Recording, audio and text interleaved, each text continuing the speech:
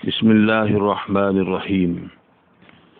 عشاق مصطفیٰ صلی اللہ علیہ وسلم میں سے ایک عاشق صادق ملک العادل سلطان نور الدین ابو القاسم محمود زنگی رحمۃ اللہ علیہ 1118 عیسوی میں شام کے 7000 سال سے زیادہ قدیم شہر حلب میں پیدا ہوئے۔ آپ کے والد ماجد کا نام سلطان عماد الدین زنگی تھا اور آپ ان کے دوسرے فرزند تھے۔ آپ نے شام میں صلیبی جنگوں میں حصہ لیا اور آپ اسلامی ممالک میں صلیبی فوجوں کے قیام کے سخت خلاف تھے۔ جب 1146 عیسوی میں آپ کے والد محترم کا انتقال ہوا تو آپ نے اور آپ کے بھائی سیف الدین غازی نے والد کی سلطنت کو 2 حصوں میں تقسیم کر لیا اور آپ حلب اور دمشق کے فرما رواں بنے، جبکہ ان کے بھائی کے حصے میں موصل کا علاقہ آیا۔ سلطان نور الدین زنگی رحمۃ اللہ علیہ کا شمار ان مسلمان فرما رواؤں میں ہوتا ہے جنہوں نے صلیبی جنگوں میں عیسائی حملہ آوروں کے دانت کھٹے کر دیے تھے اور انہیں ایسا سبق سکھایا کہ وہ ان کے نام سے لرزنے لگے۔ انہوں نے آج کے ترکی میں شامل ایڈیسا نامی شہر پر عیسائی حملہ آور جوشلین کو شکست فاش دی۔ چونکہ وہاں کی مقامی عیسائی آبادی نے مسلمانوں کے خلاف جوشلین کی حمایت کی تھی، لہذا آپ نے شہر فتح کرنے کے بعد وہاں کے تمام مرد عیسائیوں کو تہہ تیغ کر دیا۔ آپ نے قریبی اسلامی ریاستوں عراق اور شام کے بقیہ حصوں کے حکمرانوں سے اتحاد قائم کیے تاکہ صلیبی جنگوں میں کفار کی روک تھام کی جا سکے۔ آپ نے کئی علاقوں کو فتح بھی کیا۔ آپ کے بھائی کے انتقال کے بعد سلطان نور الدین زنگی کے چھوٹے بھائی نے دمشق اور حلب کے اتحاد پر اتفاق کیا اور آپ دونوں کے حکمران بن گئے۔ آپ کے دور میں فرات اور نیل کے درمیان کا سارا علاقہ آپ کی سلطنت میں آ گیا تھا۔ صلیبی فوجوں نے شام پر قبضہ کرنے کی بڑی کوششیں کی مگر کامیاب نہ ہو سکیں۔ وفات سے تقریباً 10 سال پہلے آپ نے مکہ مکرمہ میں حج کی سعادت حاصل کی۔ واپسی پر آپ کو معلوم ہوا کہ صلیبی بادشاہ بلدوین سوئم کا انتقال ہو گیا ہے، تو آپ نے اس موقع سے فائدہ اٹھانے سے انکار کر دیا۔ کتاب وفاء الوفا کے مطابق صلیبی جنگوں کے دوران 555 ہجری یا 1160 عیسوی میں وہ واقعہ پیش آیا جو محض معجزات نبی صلی اللہ علیہ وسلم کی وجہ سے منظر عام پر آیا۔ سلطان نور الدین زنگی رحمۃ اللہ علیہ ایک عابد زاہد اور متقی انسان تھے۔ آپ نمازی ہونے کے علاوہ شب بیداری میں وظائف بھی پڑھا کرتے تھے اور عشق نبی صلی اللہ علیہ وسلم کی دولت سے سرفراز تھے۔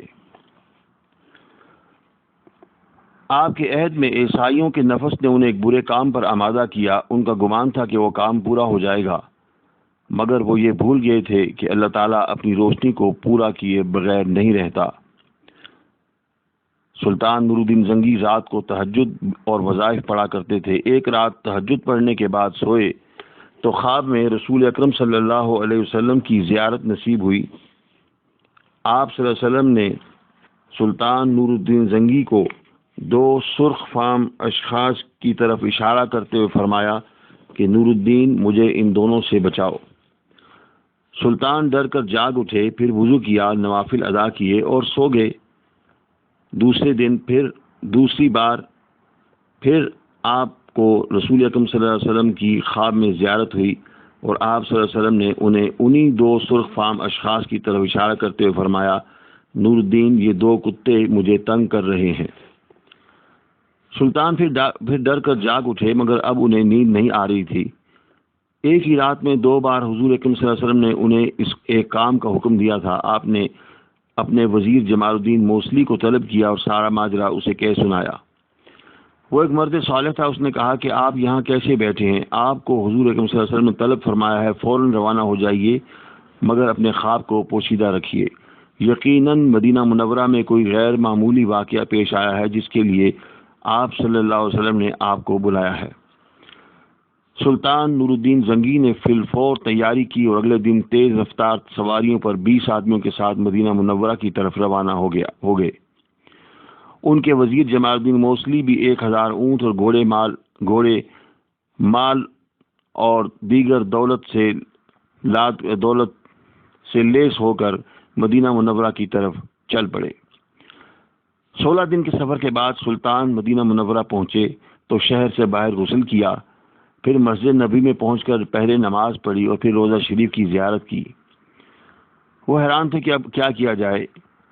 ان کے وزیر نے مسجد نبی میں اعلان کرایا کہ سلطان نور الدین زنگی رسول اللہ صلی اللہ علیہ وسلم کی زیارت کے ارادے سے آئے ہیں اور اہل مدینہ میں تقسیم کرنے کے لیے بہت سا زر و مال ساتھ لائے ہیں۔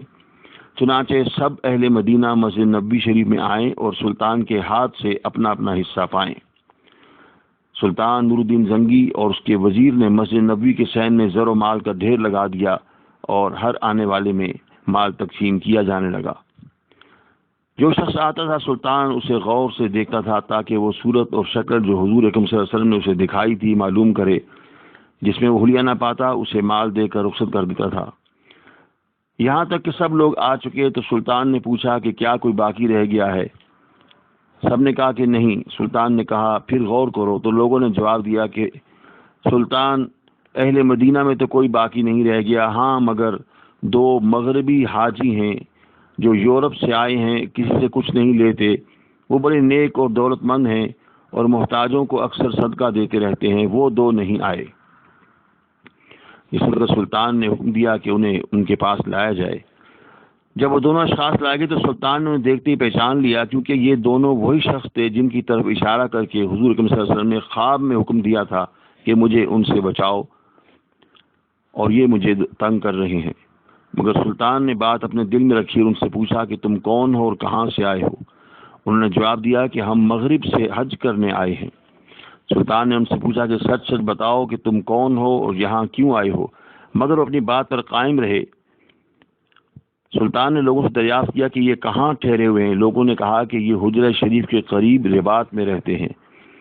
اس سن کر سلطان نے دونوں کو گرفتار کرنے کا حکم دیا اور چل کر ان کی جائے رہائش کی تلاشی لی، مگر وہاں بہت سا مال، 2 قرآن مجید اور واضح نصیحت کی کتابوں کے سوا کچھ نظر نہ آیا۔ لوگوں نے ان کی بڑی تعریفیں کی اور کہا کہ یہ تو بڑے سخی اور فیاض ہیں، سارا دن روزے سے رہتے ہیں، کسی سے کچھ نہیں لیتے، روزہ شریف پر برابر حاضر ہوتے ہیں اور درود و سلام کے بڑے پابند ہیں، ہر صبح جنت البقیع کی زیارت کرتے ہیں اور ہر شنبہ یا ہفتے کے دن قباء کی زیارت کو جاتے ہیں، کسی سائل کا سوال بھی رد نہیں کرتے اور ان کی فیاضی کی وجہ سے مدینہ منورہ میں کوئی محتاج نہیں رہا۔ سلطان یہ سن کر خاموش رہا مگر برابر اسی جگہ پھرتا رہا۔ اسے یہ معلوم تھا کہ حضور صلی اللہ علیہ وسلم کا فرمان غلط نہیں ہو سکتا۔ پھرتے پھرتے اس نے ایک چٹائی اٹھائی تو اس کے نیچے ایک تہہ خانہ دیکھا جو حجرہ شریف کی طرف کھودا گیا تھا۔ لوگ یہ دیکھ کر ڈر گئے تو سلطان نے ان سے پھر کہا کہ تم اپنا حال سچ سچ بتا دو۔ وہ پھر اپنی بات پر قائم رہے اور تہہ خانے کی موجودگی سے لا علمی ظاہر کرتے رہے۔ تو پھر سلطان نے ان پر سختی کرنے کا حکم دیا تو انہوں نے اپنا راز اگل دیا اور کہا کہ ہم عیسائی ہیں، ہمیں مغربی حاجیوں کے بھیس میں یہاں بھیجا گیا ہے اور بہت سا مال دیا گیا ہے کہ کسی طرح نیچے ہی نیچے سرنگ لگائیں اور نعوذ باللہ نعوذ باللہ نعوذ باللہ جسد مبارک محمد صلی اللہ علیہ وسلم کے آقا صلی اللہ علیہ وسلم کے جسد مبارک کو یہاں سے نکال کر اپنی ملک میں لے جائیں۔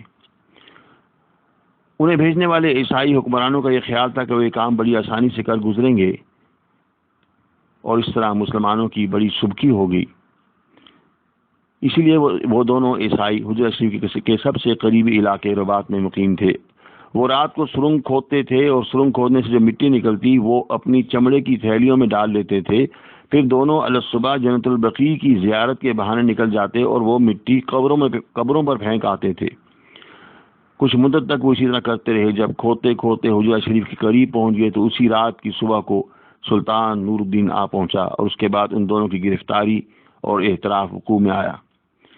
جب ان دونوں نے اعتراف کر لیا اور ان کا سارا حال ظاہر ہو گیا تو سلطان نے ان دونوں کے قتل کا حکم دیا۔ چنانچہ وہ دونوں اسی جالی کے نیچے قتل کیے گئے جو حجرہ شریف کے قریب ہے۔ جب سلطان نور الدین نے اللہ تعالیٰ کی یہ عنایت دیکھی کہ اللہ تعالیٰ نے یہ کام اس کے ہاتھ سے لیا تو بہت رویا۔